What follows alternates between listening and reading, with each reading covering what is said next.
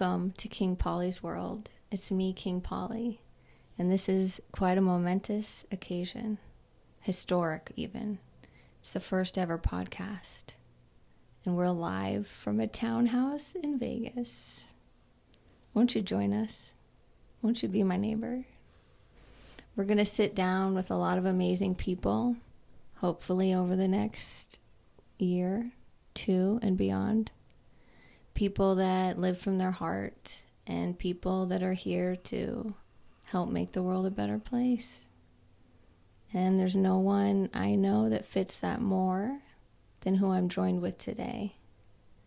He is my husband. You know him as King Polly's husband. He is the most magnificent man I've ever met. Thank you, Match.com. All those moons ago. How are you doing today, babe? I'm doing good. Thanks for having me. Thanks for joining the couch. It's an honor to be your first guest.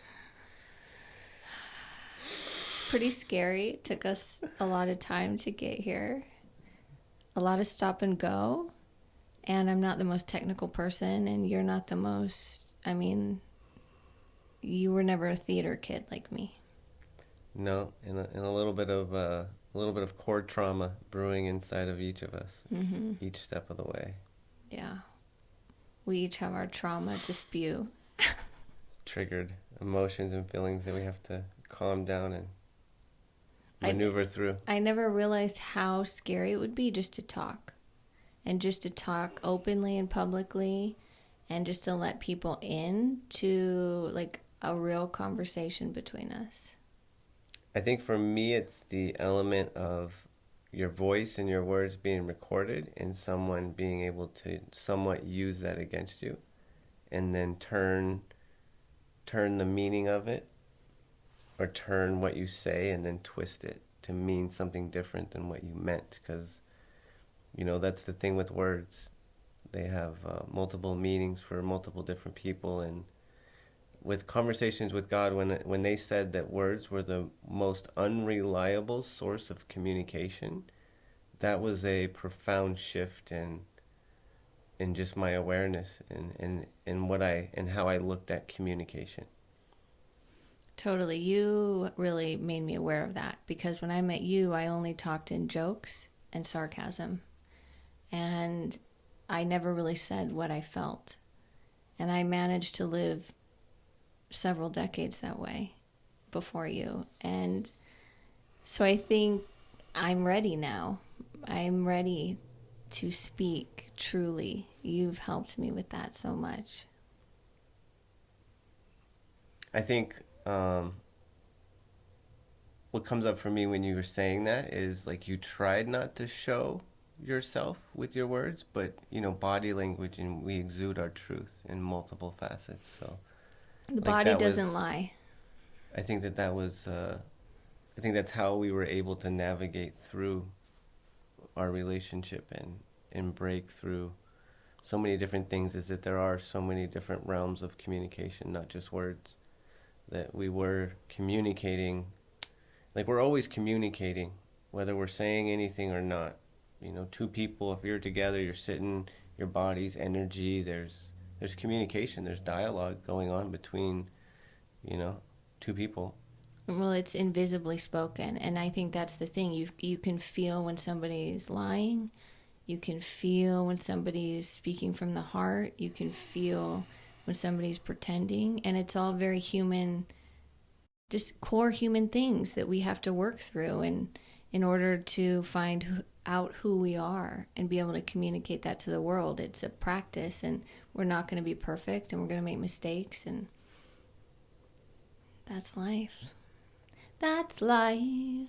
I kind of even had a little bit of feeling it just now of, I've been trying to pin it, but this element of presence, right? And there was like, there's like this fear, there's my mind, there's my heart, and trying to be present. And there was this element of like, there's like this movement, everything's moving, and there's things that are like kind of moving fast and I don't understand, and like I get scared, and if I get like caught up, then I get taken out of presence. And just even now I can feel myself kind of being pulled in a little bit of that, and I'm just trying to be present with you, not the fears of my mind of whatever, right? There's like this mystery audience. That's what I think is always so weird with film with me and being recorded, is I don't know who's looking at me. And for me, kind of being like, I think that element of trauma and being kind of someone who is that one-on-one and connects and can go kind of deep, it's very weird for me, and this is very vulnerable, to put myself in a space like this. It's extremely vulnerable. You've come a long way. And I remember just not being aware of that. Like the first time we were going to film a funny video and I was like, okay, you do this and I'll do this. And I forgot, like I wasn't aware, like, oh wait, you don't do this. You haven't done this. I, on some level, have sort of trained my whole life to be able to just like be. And I've been more comfortable with a blanket audience who I can't see and I don't know, versus when it's like 5 people looking at me, it changes it. Well, I think too, it's like they're not, I don't even know who's going to be looking at it. So there's that element of like, I've spoken at times or in places where I've spoken to like a crowd of 100 or 200 people, and it's at first I'm scared, but it takes me, and I don't know why I say this, but I always say this, it's like a 7-minute window, and at 7 minutes, like I connect to the audience, like, or something happens, and I'm no longer in this element of somewhat complete mystery. I feel like there's like this pulse, and you say things and you get responses, you get head nods, whatever.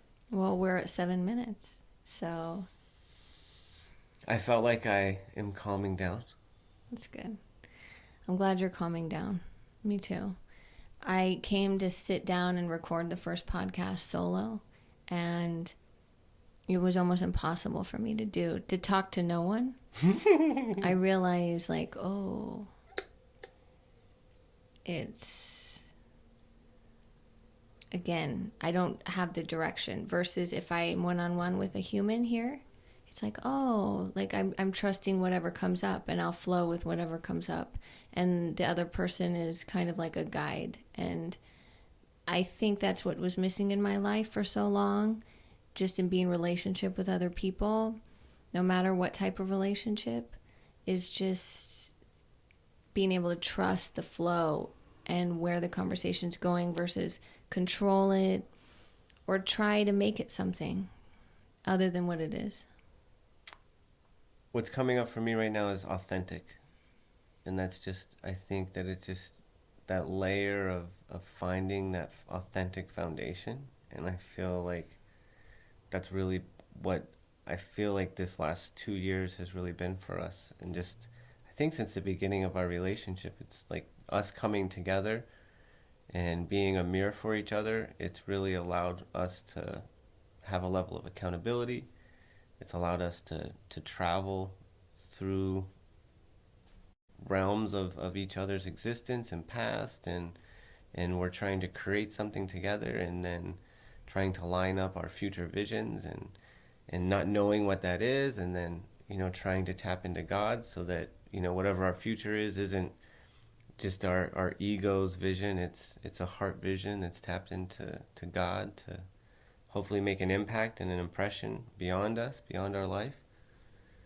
That's the dream when we started out, and when I first became King Pollys. It was 2018, and it was to build an empire of happiness, and for us to use the gifts given us. I remember one of the first books I ever read that really changed my life spiritually. I was like 14, and it was called Kabbalistic Astrology, and it explained that we are all vessels of light, and we are here to share, and that element of receiving in order to share. And for a long time, I was receiving in order to try to fix others, versus receiving in order to heal, in order to share the transmuted, the transformed darkness, the shadow, just all the things I didn't understand about myself, the unconscious trauma that sort of dictated my life. And now we're here, and it's just to share. We've received in order to share, and now we're just sharing ourselves. Yeah, I think it's going to be fun. I think it's going to be a fun journey for us to be able to just share what has happened, and to give our perspective and our experience through this journey. I think is going to have a powerful impact. It's been amazing. It's been wild, and it's crazy to think that we're just getting started. Right? And that it took, like 3 years almost to just get started. And that's what I say. Today marks day 1,313 since King Pollys was born. And it was after I'd given up my dreams for a good chunk of time. And that's why, honestly, I would say to anybody who's like, how do I start? Like, this is my dream. What do I do? Honestly, I would say you got to give it at least 13 days. And if it's really your soul's dream, you'll have no choice but to continue, because it's what fills you up, regardless of the outside, and not doing it for money, clearly. I think one of the most like difficult, as well as like the most like, I don't know, like impactful, is that Tao statement, or the verses of the Tao. Those that know they don't know. And that one always twisted me up, and I always just sat with that one and just constantly was just asking Spirit to guide me through that and explain this one. And there is this element of just not knowing, and that is part of life, that it is impossible to know. And I think once you really can kind of get into that, then you realize that we're all just creating. It's not about moving into and making sure that you form the perfect piece for the puzzle. It's like we don't know. Like, it's just about, being authentic. It's so, like, we're just raised in a society that just tells us that there is an answer and that you need to know it. And if you don't know it, something's wrong with you. And it leaves us like all moving in this bubble of fear and shame. And it's like, but it's so hard to break free of it and to exist in this element of like, wait a minute, like how do you live in this space of not knowing? And how do you live in this space of not having an answer? Like, and it's like, wow, like that's faith, that's trust. And like, who do you put that faith and trust into? It's like, are you putting it into your job? Are you putting it into your physical body? Are you putting it into your car, your relationships? Like, and what relationships are they? These relationships with these people that just always tell you what you want to hear, or, whatever. And it's like, that relationship with God, that relationship with Spirit beyond ourselves. And it's such a journey. And I'm so grateful to be able to do it with you. And, we've talked many times, and I feel like that's the key factor of our relationship, is that element that me and you have both sought, a relationship with God. Our whole life. A personal relationship, not one that was scripted, or not one that was like tried to like put blanketed on top of us. Like, I hear what you're telling me that this relationship with God's supposed to be, but ultimately, like, I need to feel it and I need to experience it. And that's something we all have to do. We all have to go through. And I think we've shared some interesting life experiences that has allowed us to kind of trust it more, believe in it more. And I think in order to find that higher power, whatever word you want to use, I really made it a goal over the last couple years that when I think about just the word mother and the word father, that I picture my divine mother, my divine father, that aspect, those energies, that embodiment, that unseen, invisible source that holds it all together, versus picturing my earthly parents who are flawed, right? And we're all flawed and we're all wounded, and it's up to us whether we address those things. But was there a moment, did you always picture like a like the element of attaching mother to God, or was it always kind of a male role? Because I know for me in the last 10 years, maybe 15, I know it was once I kind of got into an element of recovery that there was a moment, and I remember I was laying in bed, and I attached this feminine role, this feminine energy to God, and I started addressing God not only just as father with this male energy, but I also did mother, and it was like from then on it was like father mother, and it was just more encompassing. It expanded my relationship with God. It expanded His roles. It expanded His ability to nurture me. It just expanded our relationship and it was a moment, and I know before that moment that I was open to that, it was just a male father image for me, and like kind of like a relationship that I was only in relationship with a male. So, totally, of course. I mean, most religions are oriented around the man and the masculine being God. And that's part of the society and the time we were born into, where the feminine was just squashed out in a lot of ways. And so that was always my one issue, growing up. I always had faith, and I was just always felt so alone. And so I had to try to pray to something.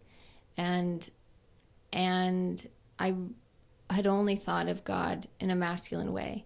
And it wasn't until 2008 when I lost my faith completely and just denounced God and everything and found myself just at the bottom, just completely alone, that then it took some years to then find certain teachers who even mentioned the divine feminine. I didn't even know that was a thing. And like Sarah Durham Wilson, one of my favorite people, she really helped me just tap into that. And then I started to realize how much was sort of left out of scripture, and symbolically how much was pinned on the woman as the enemy. And I had no choice but to look into things deeper and more symbolically and realize, whoa, as I accept and notice that divine feminine energy in me, I'll start to see it everywhere. And mother, the return of the mother, it's something almost like I had to come to, because it wasn't given to me, And I think that's one of the things that keeps a lot of women away from even just the word God and a lot of scripture. It made me feel like I was less than and a second class citizen. And that's partially too why I named myself King Polly, because I'm not queen. I'm not second. I just couldn't ever stand that. Like, I'm equal. I've never really understood that either, even as like a child. I guess I don't know if it's because I went to a Lutheran school from kindergarten through sixth grade, and so there was these principles where I guess were kind of always kind of said to me, whether I was aware of them or not. And one principle that was really at my core, that was taught to me or that was shared with me, is that we were all God's children. And I couldn't understand that, okay, if we're all God's children, then why do I constantly look around and see us all treating each other unfairly or unequally? There's this out of balance that I was constantly seeing as a child in life, between just in my own home. Like, why is it that like a woman has these certain roles and these certain things around the house, and the man has this? Like, why isn't it kind of more based off of the actual individual instead of this script? Like, what happens if the father actually likes to do dishes and the mother likes to mow the lawn? And there's nothing wrong or weird about that, but there was this like script of like Leave It to Beaver, this picture of what a family is supposed to look like, and it was just weird to me. And it was just weird to me, like, just roles, and then me being kind of, I guess small and a redhead. I always felt like I was an outsider. I always felt fragile and weak, and I felt like I always had to like maneuver and figure out how to create a team, create a tribe, protect myself. I don't know. Kind of lost. It's an interesting journey we find ourselves on. Oh, and our doggy Luna just walked in. If you're watching on YouTube, you can see her. She's literally the sweetest dog that's ever lived, and she opened my heart so much. And I was very much against her and against Boston Terriers, but leave it to my husband to change my mind.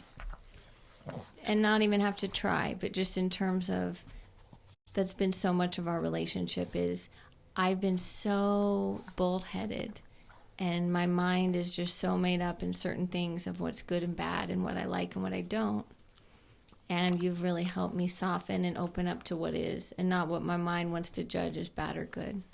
And that's God. That has been all God. And like just the times where my mind tells me and I've come and just wanted to like fight you and convince you, and I just say, and I just start talking to God, and I just say, help me with this.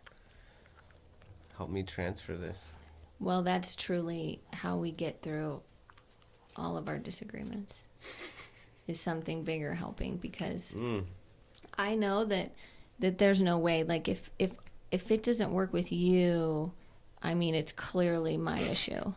And my track record is pretty crazy. I'm sure we'll get into it over the podcast. But and I'm well aware that I'm never fully innocent. I always have a part. Well, that's always it too. You're never, that's it. Like, no one's ever innocent. You're always able to, like, you're able to soften and see your part. And I've never known that in relationship. I've only known right or wrong, and trying to get the other person to see. Eliminating right or wrong is key. Right? There just is. Okay. So I have a fun, well, actually it was your idea, kind of. But we made a bunch of top 5 questions. It's interesting. Like, we started to talk and it just went right in. Just boom. We just go deep. We go deep. So I made a lot of top 5 questions for my guests. You're my guest today. And I like to make them somewhat tailored to who you are as a human. And you all may not know this, but my husband is a golf lover. He's even helped me love the game. I like going out on the golf course with the doggy, and I enjoy a good putt. I'm not going to hit it hard. I'm not even going to try. Not even going to try. So one of the things I thought it'd be fun, seeing as too, you're a Vegas native. Born and raised, Women's Hospital. Born and raised, Women's Hospital. 1980. Yeah, only a few people in the 80s and 90s know about that place. I don't even know. Yeah, it was a hospital that just delivered babies in Vegas. That's all they did. Baby maker. Baby delivery. And I was planted in Vegas at 9 months old, plucked from the Rocky Mountains on a cold winter's day in 1986. And then we came together many moons after. So, would you like to share your top 5 Las Vegas memories? This is hard. I tried to do it, and it was hard for me, just off the top of my head. Well, off the top of my head, the first one that comes up is definitely Shirley Temple's with Mike Tyson at the Sporting House. And the Sporting House is now Sapphire Strip Club. But Sapphire, the world's largest strip club, at one point was a fancy gym in Las Vegas. And it was where everybody went. And it had a full restaurant, full basketball court, just exercise, Olympic pool. It was just this place. And and it was like it had just all these like VIPs in Las Vegas. I'm getting nervous just even thinking about it. Like the energy, the excitement about the place. It just has so much for me. And you were a little boy. You were how old? When this happened, I was probably like 10-ish. And, we were just Vegas kids, and we would show up at this place on the weekends, and my dad would work out, and he'd give us money, and we'd go up to the restaurant, and we would usually eat. And we went by there, and we saw that when we first walked in that Mike Tyson was up at the bar, like just sitting up there with a few people. And we were like, Dad, we got to go try to meet him. And he's like, okay, do what you guys are going to do. And then he kept walking and went and go work out. And so me and my brother walked up and we just pretended like we didn't notice him. And we ordered the bartender. We went up and we sat at the bar. This kind of references like what it was like in the 80s, 90s. And sat at the bar. And the bartender knew us. So like, hey, Sean. And we ordered Shirley Temples, me and my brother, and we just sat, and I pretended like I didn't notice that Mike Tyson was beside me. And then I looked over, and he looked at me, and I was like, oh, hey, you're Mike Tyson. And just kind of just tried to be calm and to not, like, react. Like, I didn't want to react, like, all crazy. I just wanted to stay calm. And I wanted to, like, get to know him. And, like, we just sat there, and we talked for, like, 10, 15 minutes. And when we pulled up that day, there was this white Porsche in the parking lot that stood out. It was so custom, and it had really wide fenders and custom rims, and it stood out. And when we came up, I was like, I bet you I can tell you what car in the parking lot is yours. And he said, which one? And I said, the white Porsche. And right then he just laughed, and we hit it off, and we talked, and talked about dogs and all types of stuff. He had an English bulldog, and we had a Shar Pei. And so, yeah, that was cool. So that comes up as definitely a top memory. And then the fact that I hit Bill Cosby in the back of the head on accident with the basketball there, and that I got to play horse with Larry Johnson and Stacey Augmon and all the UNLV players at that time. Like, those are like kind of like my top Vegas childhood memories. I'd say would kind of be at core at the Sporting House, aka Sapphire Strip Club. That's the furthest thing from all of my childhood memories that I have. I didn't know the Sporting House existed. I didn't know who Mike Tyson was till he bit off an ear. And I just rewatched that tape over and over, unable to understand what just happened. Mm. And then I was reintroduced to Mike Tyson in the Hangover movie, and that changed everything. I was like, whoa, who is he? He's different than I ever thought. And then when I worked at a flower shop, we were one of the many florists to work on his wedding at the M.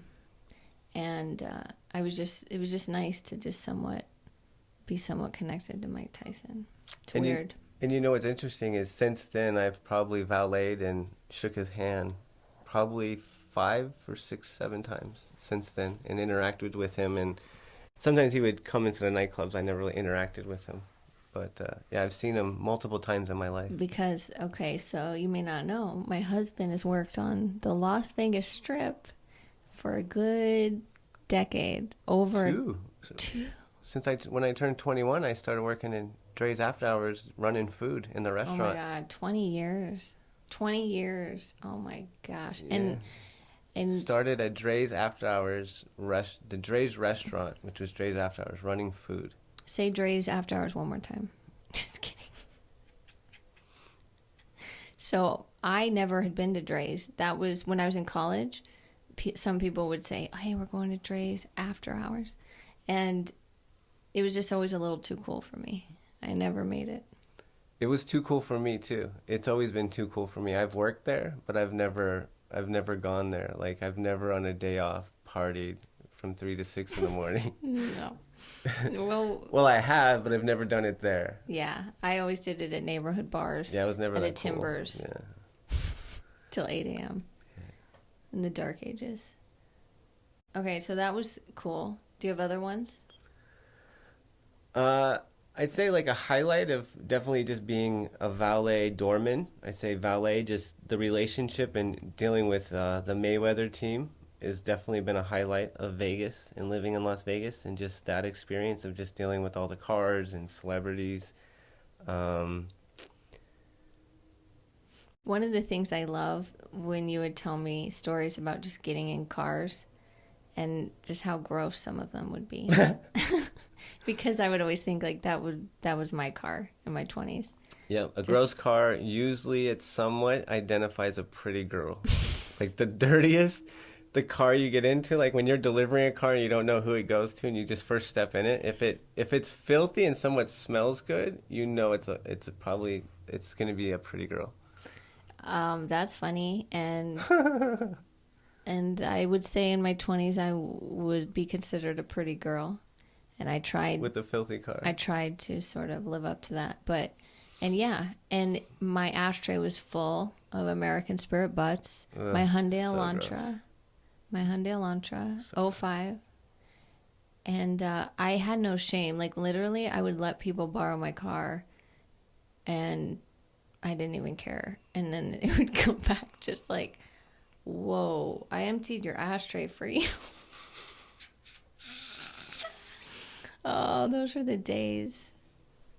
Those were the days. But not really. But I'm glad they happened. My favorite thing about Vegas, my top 5 memories, and just my favorite thing about Vegas is that you can just be in these like moments and have these experiences and having these people around you that are just like amazing, and you're just, not that anybody's nobody, but I don't know, I've just remembered just me just being a regular just valet guy, like just having like the keys to the party up against like celebrities would have to get me to say yes to them or no to them. And that was just like, wow, like that's like, there's no other place like that other than Vegas. Like there was like on Mayweather fight nights when I was working at Cosmo and they put me at the point when valet's full, like I was the guy that whether or not you got in or not. Like that's crazy to me. It's crazy. It's crazy too, like when I worked at City Center in Crystals, which is like the fancy mall here. And I worked in Lon Bon, which beautiful designer, $2,000 dresses, $600 sneakers, which couldn't have been further from who I was as a human, which is probably why I could only do it for a year, because I didn't care if anybody bought anything. But but just that I got to, like, I remember Cameron Diaz came in, and just that I was face to face and she was so kind and just so sweet and so loving, and like, and that on some level I got to connect with her just working in a shop, you know, and things like that. I really enjoyed it. But there's been many points like that in my life where I've been working, right? I've always been service in some level. And I've always just been so close to the life I think I want or I want. And the same when I worked on the coffee catering truck in LA when I lived there, and just being on sets, like working on the office set, but making the coffee on the truck. And it's like seeing the back of, I'm going to cry, seeing the back of Steve Carell's head. And just so badly like, here's some coffee. As you were speaking, I think that's the coolest thing about Las Vegas is, like, I never knew who was going to pull up. And it could be, you know, you'd go from a Honda Accord with, you know, a bartender or just a tourist visiting a beautiful family, to the next car being a Lamborghini, and it's, you know, the owner of the Raiders, or it's Mayweather, or it's, you know, it's Busta Rhymes, or it's Nelly, or, you know, you just don't know. You don't ever know who's going to be. And two, by always treat and respect, like just being nice, like you be nice to who you think's the average Joe or just somebody, and then you come to find out like they own X, Y, and Z. They actually run the place that you've been dreaming about working at one day. Like, oh my gosh, like I wanted to work there. You just don't know. I love it. I've always loved that. You don't know. In the taxi line, working the taxi line, you just don't know who you're going to meet. Two, one of the things I love just about you working, doing that for so long, is just the amount of shit-faced humans you've seen and how they go in one way, right? And the world's their oyster and they're all done up and just full of like, what's going to happen? And then they stumble out just completely unconscious. Yeah, what an eye-opening experience to work in nightclubs, like seeing what the place looks like in the beginning and then seeing what it looks like at the end, and then seeing people come in all dolled up and then all dolled up somewhat sober, I guess, semi, and then just watching how things evolve and watching how, you know, one table came in as friends and then 2 hours into it, a fight broke out and someone broke a bottle over someone's head, like they are no longer friends, right? Or what have you. Or some couple came in all happy and then someone ends up puking all over someone's outfit, and like it's just it's it's interesting. It's like it's a wild ride. Like it's so cool. Like I've always loved it because everybody sits down with smiles, and I know that not all of them are gonna leave with smiles. And it's just this like it's this drama show that you kind of get to be of service to and watch at the same time. I Wow, I was never even thought about it like that. But just reflecting, that was fun. I was the person that you were watching. Like in my 20s, I was at a bar, Jackson's, on Jones and Flamingo one time. My friend broke a bottle, whoosh, aimed it at my other friend. It was like, oh, roommate. We were 3 roommates, so it was like, oh, we gotta go home now. But I remember there's just some level of I've just always loved it all. Like I think that's why my soul was put in Sin City. Like Same here. to be able to experience Soak it it up. all and to make it out the other It was end. such a diversity. Like it was like what like in reflection, especially this last 2 years in quarantine, like just to sit on the floor and just reflect on our lives. Like it's been amazing. Like absorb so many different people in their in a realm where they think no one's watching. At like working graveyard in Las Vegas, like people come here, they leave their husbands, they leave their wives, they leave their families, they come here with their friends, whatever. Like it's just very interesting to see people and to observe people for over 20 years in Las Vegas, on Las Vegas Strip, especially the last couple of years where I've worked like a doorman, more of like limos and the taxi line. Like the taxi line is an incredible space to experience. It's always been fascinating. It's very difficult at times if there's not a proper amount of security, or if the crowd's supercharged. But just 100 people standing in line to get a taxi cab from all over the world. Intoxicated. Exploring, adventuring. 2, 3, 4, 5 o'clock in the morning in Vegas, and then they tell you where they're going next. And it's just like it's just interesting. It's fascinating. It's been fascinating.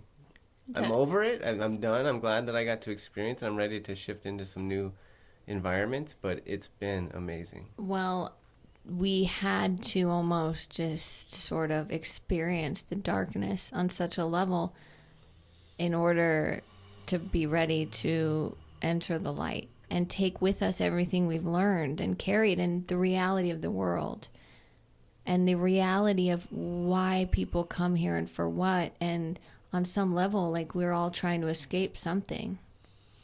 The voice I always had in my head when I was dealing with it that helped me maintain kindness and gratitude was anybody can be nice to someone on Sunday afternoon after church. Let's see you do it to some disgruntled drunk people at 3 a.m. in the middle of a taxi line, breathing in fumes, in the Vegas heat, taxi drivers whizzing by you, honking horns. Let's see you be kind to the drunk person that can't remember where they're supposed to go. That's it. It reminds me of when I cocktailed, downtown and Graveyard for 6 months. Vegas Graveyard is a different and world. It was, again, the only way I got through it was on my breaks. I had my peanut butter jelly sandwich, I had my cigarette, and in my earphones playing was A Course in Miracles. And I got it from you, that idea of like, just help me be of service. Like, let me show up and be of service. Because that was the only way I could show up for just that level of just serving people's sort of addiction. Yeah, there's an element of power that a human being experiences when they humble themselves in pure love, without judgment, to just be of service to another human being. There's something that changes you when you don't judge and you can see yourself in them and you just help them. And you humble yourself and you don't think that you're better than them, and you just try to understand where they're at, where they want to go, and you just try to help them. It's magic. there's nothing like it. You're definitely an example of that for me, and I think for others. And I remember Anne, our massage lady, and she told me once when I was cocktailing, she said, you know, God puts lights in dark places in the forms of people. And it's true. And everybody is a light. It's just to what level are they aware?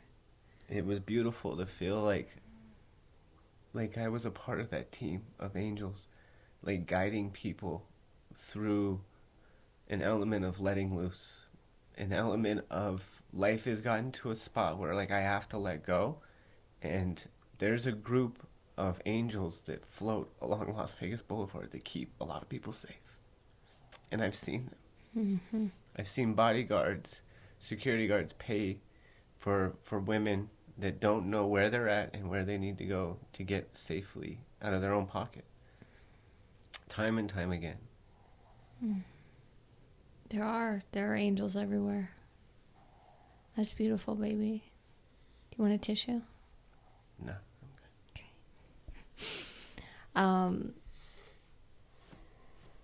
Okay, we did Vegas memories. That was great. I mentioned that you're a golfer. And you've started Love for Golf, which be sure to follow on the gram. Love, LUB, 4 golf. LUV.4. It'll pop up. Okay.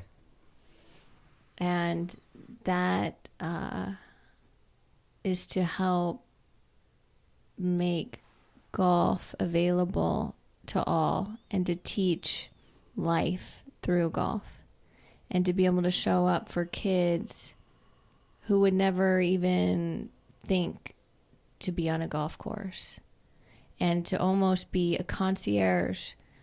You know, we're all so scared to try something new, and we all feel unworthy, and especially at a golf course on some level it's for rich white old men.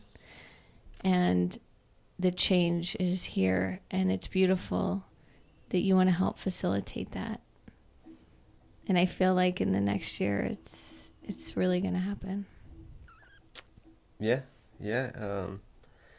Golf has saved my life. It's been a passion of mine. Somehow I ended up with a set of golf clubs around 10, and I don't know. It's a golf course and snowboarding were the two places that I undeniably always felt like connected to God. So I've always been drawn to those places, and the last couple of years, with everything that's happened, I got a part-time job again at a golf course and was able to play free golf again, and that privilege of free golf activated a lot for me, and I was able to share that with my 10-year-old nephew at the time, who without me and having access to this golf course would have never been able to play golf, and probably would have never experienced it through just his mom and not really having a dad around in his life. And within a year, I was able to get him a set of golf clubs and get him out there and got him in love with the game, and all these things that I was able to teach him, all these things that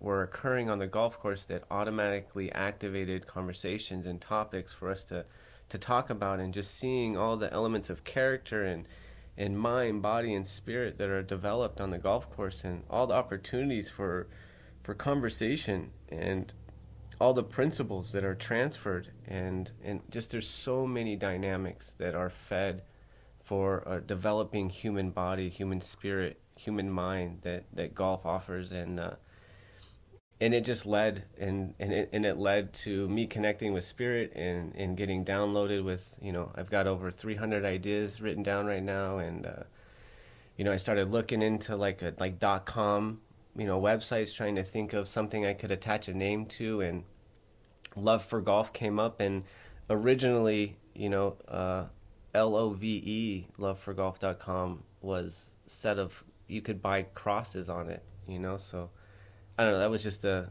activation symbol for me, and I just found LUV, love, and I was guided to kind of rewire the element of how love is spelt, I spell love L-U-V versus L-O-V-E.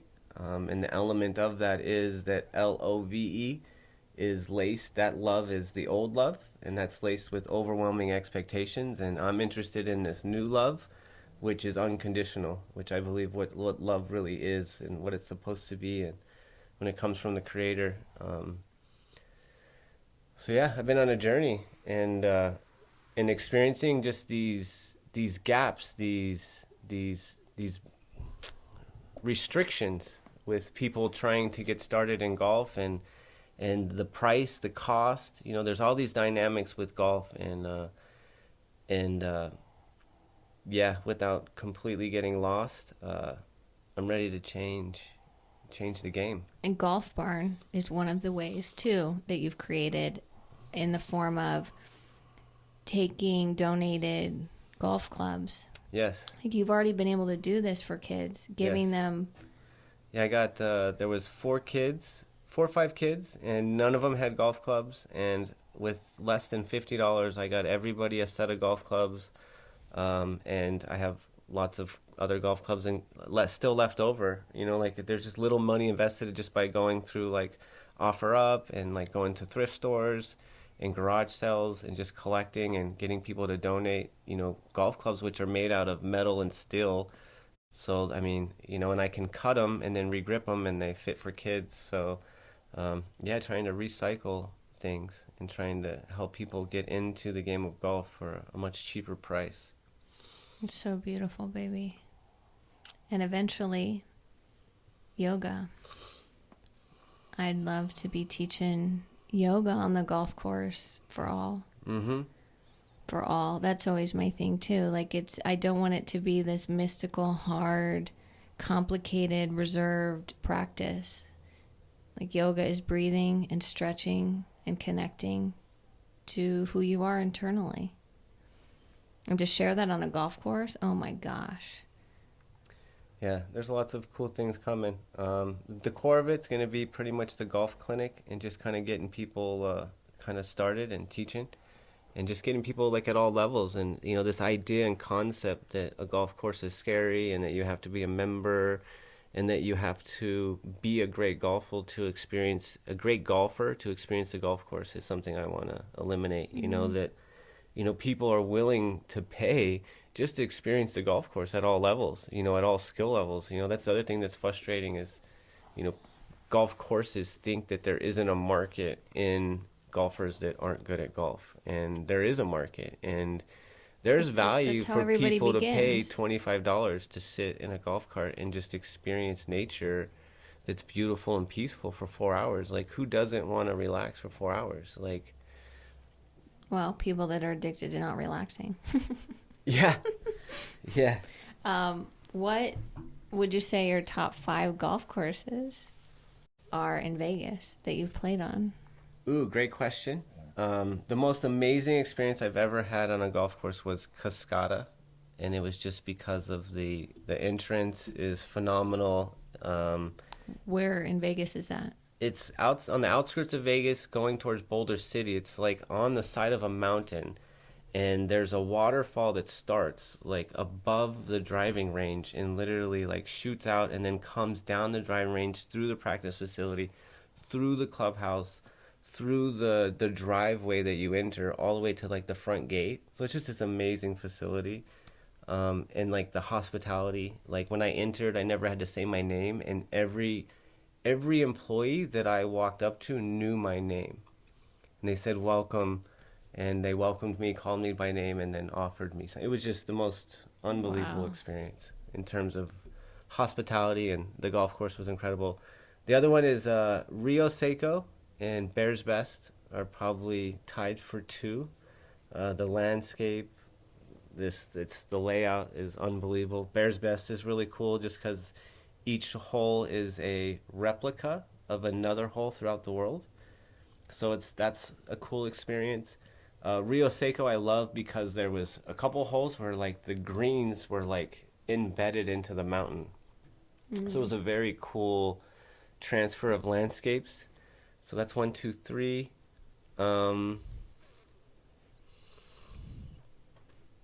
I got to give a shout out to Angel Park. Angel Park, just because it has the par 3 and the 2 big courses and the putting green. And then, I like all the other golf courses in Vegas. Anytime you get to play golf, it's always a privilege. It's funny that I did weddings on golf courses before I ever met you. So I've seen some nice ones out here. Mm-hmm. And beautiful weddings. Yes. But just always feeling so separate from that whole world. Most people step onto the golf course feeling uncomfortable, and that is the one thing that I constantly observe, is that people feel uncomfortable at a golf course. That's how I feel with people being on film. Mm-hmm. There's this, and that's one of the things I want to be able to do too, just when I sit down with somebody, is to somewhat help take out, to make the other person comfortable, and just to remind, like, we're all one, we're on the same level, and none of us really know what we're doing. So let's come together. Come together. Beautiful, baby. I love it.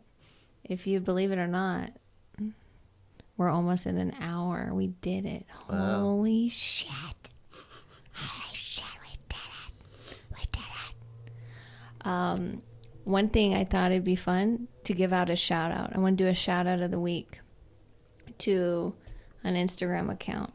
Nice. I like that. So my shout out of the week is to Sage Provisions, which is a wonderful local Las Vegas company here that sends out seasonal packages quarterly that are just filled with really awesome local Vegas business stuff, like from produce to hot sauce to beautiful paper flowers. Like, it's just a really cool company. She's all about bringing people together, and she and Garden Farms are putting on the Family Fall Festival that I will be emceeing this Friday, which, wow, this is probably going to come out after that, but still, it's my first King Pollys gig, and of course it's in a garden. I just love that so much. It's so cool. So that's my shout out of the week. Thank you, Sage Provisions, at Sage Provisions LV. Nice shout out. Thank you. Do you have a shout out? I had a person in mind that I would like to shout out, but I don't know their handle, and so whatever. It's okay. All right. Well, no shout out for my husband. I shouted out a whole bunch of people in my story. Shout out to Angel Park. You did. Mike Tyson. Those are my 2 shout outs. Mayweather team. All right, fair enough. I think that might be all for today. We just have our closing statements. Closing statements? Yeah, like it's a court. So one of the favorite characters I ever played was an attorney in a middle school play. And I was suing Santa Claus for breaking into people's houses, stealing their milk and cookies, breaking and entering. So I know all about closing statements. Perspective. It's so interesting. Perspective. Santa, like, delivering gifts, or was he stealing milk and cookies? I just love that my middle school theater teacher, Miss Rich, who literally changed my life by asking me to be in theater. Like, she heard me say the pledge. I was always the kid saying the pledge, but so I know all about closing statements. Here's my closing statement for the first podcast of King Pollys World. I'm really grateful to be here. I'm really grateful to all of you for listening, and just for the beautiful family that I've created in King Pollys World, on Instagram, on TikTok, on YouTube. I've been able to connect with humanity in a way I didn't know was possible. And for somebody who is somewhat very sensitive,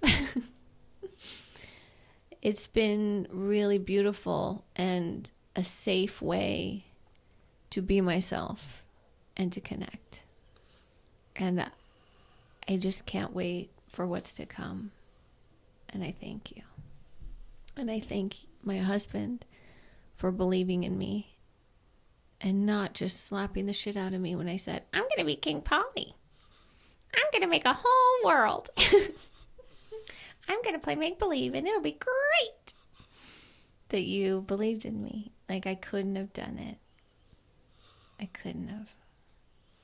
You just need one person to see you. You're extremely gifted. You are talented on multiple levels. And you are a gift to the world. And I'm grateful that there's so many platforms that are allowing us and you this opportunity to share your gifts with the world in this way. So we are all very lucky to have you. And I feel like I want to close with my closing statement. What came to me was kind of the 4 principles of the Love for Golf organization, and that's gratitude, kindness, honesty, and being of service to all, and that includes yourself. So be kind and be gentle to those around you, and remember that includes yourself. You know, we're all in this together, you know. What is love for all? I love that, baby. What is love for all? That's really saved my life. Yeah, yours and me too. That's the one filter. The ultimate filter. Thank you for being here. Thanks for having me. And we'll see you hopefully next week if all goes according to plan. We don't know. I don't know what's going to happen. But hopefully next week I'll see you again. Peace and love. Peace and love forever. King Pollys World. All peace, no Fs. All peace, no Fs. I love that. Sayonara.